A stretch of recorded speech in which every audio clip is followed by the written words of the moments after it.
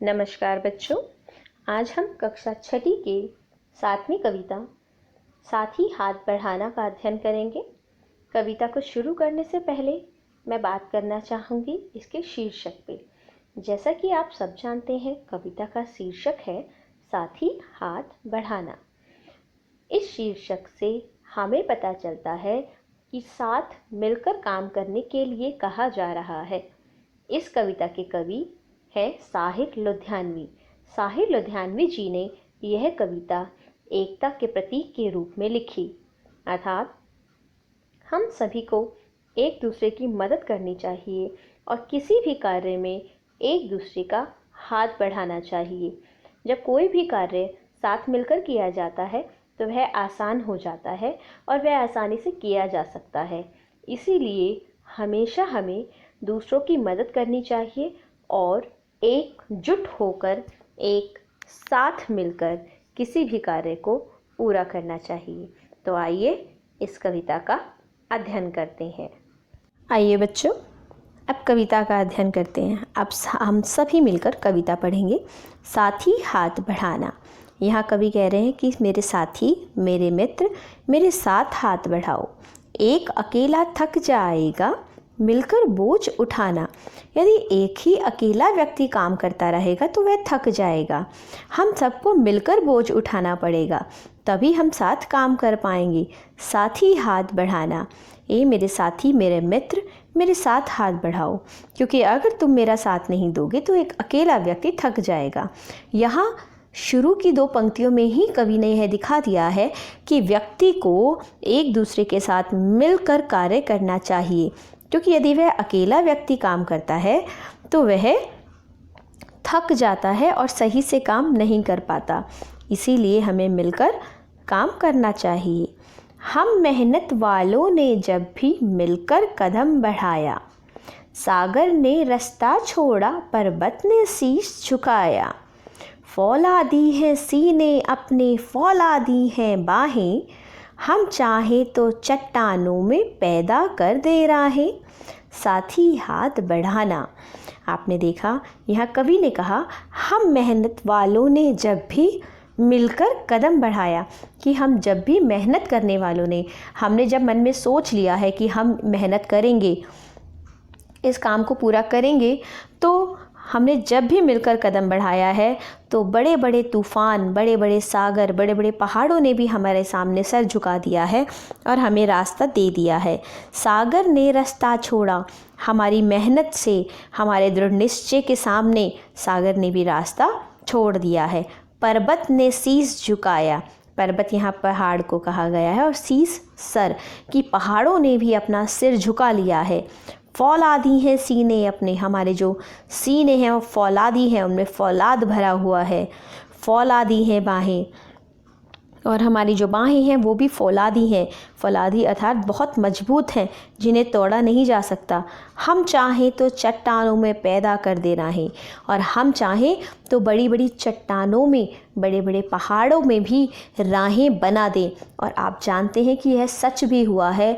हमने बड़ी से बड़ी मुश्किलें ख़त्म कर कर पहाड़ों में भी रास्ते बनाए हैं। जबकि यहाँ यह बात प्रतीक के रूप में कही गई है कि यदि व्यक्ति एकजुट होकर मिलकर किसी चीज़ का निश्चय कर ले तो वह अपने प्रत्येक कार्य को बहुत ही आसानी से पूरा कर सकता है, और ऐसे में कोई भी मुसीबत उसके सामने नहीं टिक पाएगी। आगे आगे देखते हैं कविता। आइए। मेहनत अपने लेख की रेखा, मेहनत से क्या डरना। कि मेहनत तो हमारे कर्म में लिखी हुई है, हमारे लेख में, हमारे कर्म में लिखी हुई है, तो मेहनत से क्या डरना, हमें मेहनत तो करना ही है। कल गैरों की खातिर की, आज अपनी खातिर करना। कल हमने गैरों की खातिर की, यहाँ पे आप देखेंगे स्वदेश प्रेम भी कहीं नज़र आएगा, कि कल तक जो हमने गुलामी की जंजीरों में रहकर अंग्रेज़ों के लिए जो मेहनत की थी, जो हमने दूसरे देशों के लिए की है, आज वो हम दूसरों के देश के लिए नहीं करेंगे, आज वो हम अपने लिए करेंगे। आज हम अपनी खातिर मेहनत करेंगे। अपना दुख भी एक है साथी, मेरे साथी, मेरे मित्र, हम सबका दुख एक ही है। अपना सुख भी एक और हम सबका सुख भी एक है। हमारे सुख और दुख एक है, अलग अलग नहीं है। अपनी मंजिल सच की मंजिल, अपना रास्ता नेक। और जो हमारी मंजिल है वो सच की मंजिल है। हमें झूठ की राह पर नहीं चलना है, हमें सच की मंजिल तक पहुंचना है। हमें मेहनत से काम लेना है, हमें सब साथ मिलकर आगे बढ़ना है। अपना रास्ता नेक, और हम नेक ईमानदारी के रास्ते पर, नेकी के रास्ते पर आगे चलेंगे। साथी हाथ बढ़ाना, और मेरे साथी तुम मेरे साथ हाथ बढ़ाओ, तभी हम अपनी मंजिल तक पहुंच पाएंगे। एक से एक मिले तो कतरा बन जाता है दरिया। यहाँ पे आप ध्यान से देखेंगे कि जैसे बूंद बूंद मिलकर सागर बनता है, उसी तरह एक से एक कतरा, अगर एक एक बूंद भी मिल जाए तो दरिया बन जाता है, पानी का तूफान आ जाता है, पानी की बाढ़ आ जाती है। एक से एक मिले तो ज़र्रा बन जाता है सहरा, और अगर एक एक लड़ी को मिला दिया जाए तो सहरा बन जाता है। देखते हैं ना शादियों में जो दूल्हे होते हैं वो सहरा बांधते हैं, तो वो एक एक धागे की एक एक लड़ी से मिलकर बनाया जाता है। एक से एक मिले तो राई बन जाती है पर्वत, और अगर एक एक छोटी छोटी राई को भी मिला दिया जाए तो वह एक पर्वत बन जाती है, एक पहाड़ बन जाता है। एक से एक मिले तो इंसान बस में कर ले किस्मत, और जब एक से एक व्यक्ति मिल जाता है तो वह किसी भी मुश्किल को ख़त्म कर सकता है और अपनी किस्मत को जीत सकता है। साथी हाथ बढ़ाना, मेरे साथी, मेरे मित्र मेरे साथ हाथ बढ़ाओ, और जब हम साथ मिलकर चलेंगे तो हम किसी भी मुश्किल को पार कर सकते हैं, किसी भी कठिनाई को पार कर सकते हैं और अपनी जीत हासिल कर सकते हैं। इस कविता के माध्यम से साहिर लुधियानवी जी ने हमें यह बताने की कोशिश की है कि एकता में बहुत ताकत है, मिलजुल कर कार्य करने में बहुत ताकत है, और अगर हम सभी मिलजुल कर कार्य करेंगे, हम साथ मिलकर करेंगे, तो ऐसा कोई कार्य नहीं है जो असंभव हो जाए। प्रत्येक कार्य हम कर सकते हैं। तो आइए अब कविता के प्रश्न उत्तर पर नज़र डालते हैं। प्रश्न 1, गीत से। इस गीत की किन पंक्तियों को आप अपने आसपास की ज़िंदगी में घटते हुए देख सकते हो? उत्तर, इस गीत की निम्नलिखित पंक्तियों को हम अपने आसपास की ज़िंदगी में घटते हुए देख सकते हैं। कौन सी घटना हम देखते हैं इस कविता के अकॉर्डिंग? साथी हाथ बढ़ाना, एक अकेला थक जाएगा मिलकर बोझ उठाना। साथी हाथ बढ़ाना, इन पंक्तियों हम अपने आसपास देखते हैं। आप देखते हैं कि जब भी कोई कार्य हो रहा होता है तो बहुत सारे मिलकर उस व्यक्ति उस कार्य को कर रहे होते हैं। तो ये घटनाएं तो हमारे आसपास हमेशा घटती रहती हैं। हम मेहनत वालों ने जब भी मिलकर कदम बढ़ाया, सागर ने रास्ता छोड़ा पर्वत ने शीश झुकाया। फौलादी हैं सीने अपने, फौलादी हैं बाहें, हम चाहें तो चट्टानों में पैदा कर दे रहे हैं। तो ये चीज़ भी आपने देखी है कि जब भी हमारे आसपास कोई व्यक्ति किसी कार्य को करने के लिए सोचता है, ठान लेता है, तो वह कर दिखाता है। कोई भी मुसीबत फिर उसके सामने नहीं टिक पाती। प्रश्न 2, सागर ने रास्ता छोड़ा पर्वत ने शीश झुकाया, साहिर ने ऐसा क्यों कहा है? उत्तर, साहिर ने ऐसा इसलिए कहा है क्योंकि एक साथ मिलकर काम करने से बड़ी से बड़ी बाधाओं में भी रास्ता निकल आता है, यानी काम आसान हो जाता है। साहसी व्यक्ति सभी बाधाओं पर आसानी से विजय पा लेता है, क्योंकि एकता और संगठन में शक्ति होती है, जिसके बल पर वह पर्वत और सागर को भी पार कर लेता है। यही मैंने आपको बताया कि जब हम मिलकर एक संगठन में होकर कोई कार्य करते हैं तो हम किसी भी मुश्किल कार्य को भी आसान कर सकते हैं। प्रश्न 3, गीत में सीने और बाहों को फौलादी क्यों कहा गया है?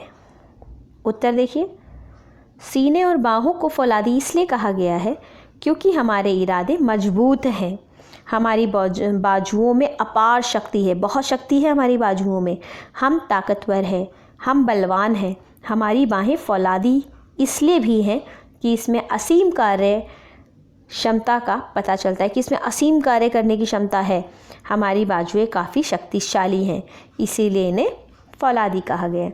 आइए गीत से आगे के प्रश्न देखते हैं। प्रश्न 1, अपने आसपास तुम किसे साथी मानते हो और क्यों? इससे मिलते जुलते कुछ और शब्द खोज कर लिखिए।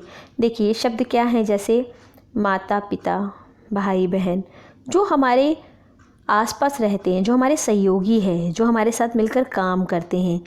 वे सब शब्द आप इस प्रश्न में लिख सकते हैं, जैसे माता पिता, भाई बहन, मित्र, सहपाठी, शिक्षक, पड़ोसी, ये सभी हमारे साथी हैं क्योंकि हमारे साथ मिलकर कार्य करते हैं, है ना।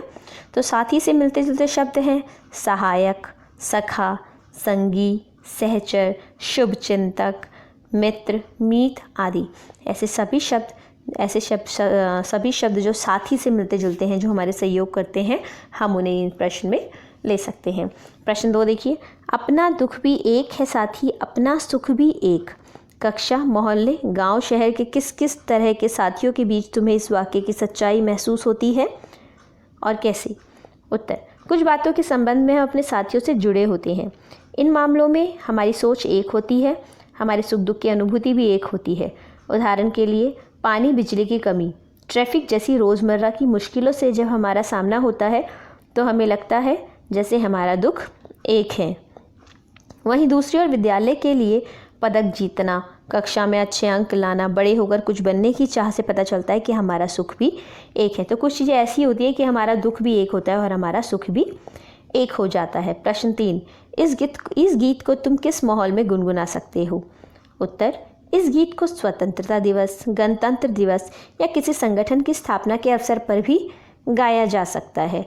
खेल के मैदान में भी यह गीत खिलाड़ियों में जोश पैदा कर सकता है। मतलब जहाँ भी हमें जोश का भाव लाना हो, एकदम से जोश में आना हो, वहाँ हम इस गीत को गा सकते हैं। वैसे तो यह गीत कभी कभी गुनगुनाया जा सकता है, पर विशेषकर जब सहयोग और संगठन की शक्ति बतानी हो तो हम यह गीत को गा सकते हैं। अब हम कुछ अतिरिक्त प्रश्न देखेंगे, ध्यान से देखिएगा। इस गीत का आशय क्या है? इस गीत का आशय यह है कि हमें आपस में मिलजुल कर काम करना चाहिए। अकेला व्यक्ति काम करते करते थक भी सकता है। संगठन और शक्ति के सामने बड़ी बड़ी बाधाएं दूर हो जाती हैं। मिलजुल कर मेहनत करने से भाग्य भी बदल जाते हैं। तो यह है आशय इस गीत का। प्रश्न 2, क्या बिना सहयोग के आगे बढ़ा जा सकता है? उत्तर, बिना किसी के सहयोग के आगे बढ़ना कठिन कार्य है। जीवन में हर पल पर हमें किसी न किसी की मदद की आवश्यकता होती है। इसका समाधान हमारे जीवन में कई लोगों के सहयोग एवं मार्गदर्शन से होता है। अतः बिना सहयोग के आगे बढ़ना असंभव सा लगता है। मतलब अगर बिना किसी का सहयोग हमें आगे बढ़ना असंभव ही है, सच बताऊं तो, क्योंकि हमें हर कार्य में किसी न किसी के सहयोग की आवश्यकता होती है। इस कविता का अंतिम प्रश्न देखिए, इस कविता से हमें क्या प्रेरणा मिलती है? आप सभी जानते हैं, इस कविता से हमें प्रेरणा मिलती है कि हमें एकता से कार्य करना चाहिए, हमें संगठन में कार्य करना चाहिए, हमें दूसरों की मदद करनी चाहिए। बस यही हम इसका उत्तर लिख देंगे। इस गीत से हमें प्रेरणा मिलती है कि हमें प्रत्येक कार्य मिलजुल कर करना चाहिए, परिश्रम से कभी घबराना नहीं चाहिए और सभी के सुख दुख में सहयोग देना चाहिए।